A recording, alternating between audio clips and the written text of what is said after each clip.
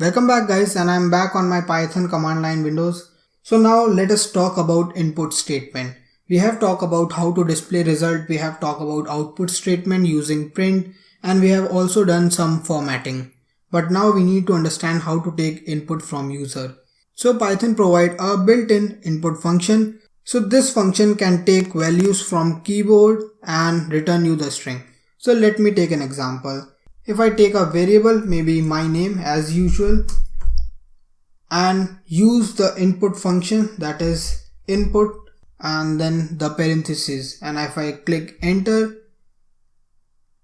now here you can see this cursor is asking something. It is waiting for me to give input, and if I give input as Shubham and press enter, now the value that I have entered is assigned to the variable my name.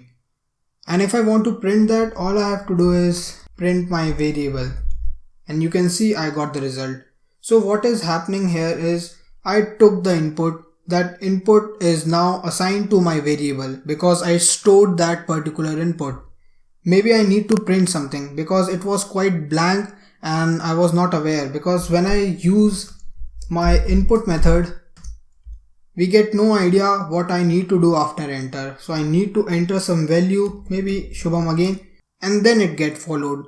So what I can do is I can write a statement that enter your name. So for that, all you have to do is now call input function, and then you can pass an argument. So here what I can pass is what is your name. And if I do that, now whatever value I enter will be stored in my name variable. And it would be quite easy for you to understand because I got an indication that what is your name. Now I know that I have to enter something, and if I do that, it's there. And if I print the variable my name, you will get the result. So this is quite important for you to understand the input. But these results are always into string. So if I ask age, now I need to enter age. So if I put 20, and if I try to print age now, but we need to check what is the type of this. And if I check that, you can see it's string. So if I'm entering a number, it should be integer. I can do that also. Let me clear up the screen and just follow that with integer part.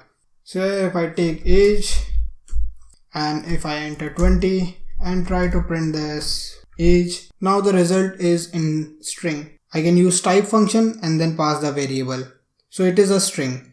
And what if I need to convert this into a integer? For that, I can use typecasting method. You know that I have int, I have float. There are different type of functions that are available. And if I pass this particular variable in that function, it will be converted into integer. So what I can do is I can use a new variable, that is int age.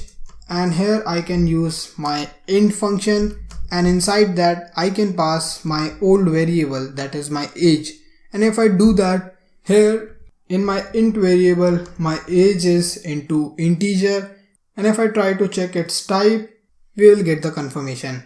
But I think it's too long.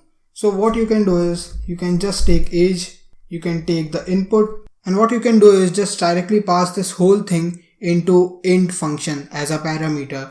So if I did that, so this whole thing would be converted into integer. So whatever we are going to put inside this what is your age input, it would be converted as an int. If I press enter, give my age, and if I try to print this, I get a 20. If I try to check its type, I get an int. So that's how you can decrease the line of code.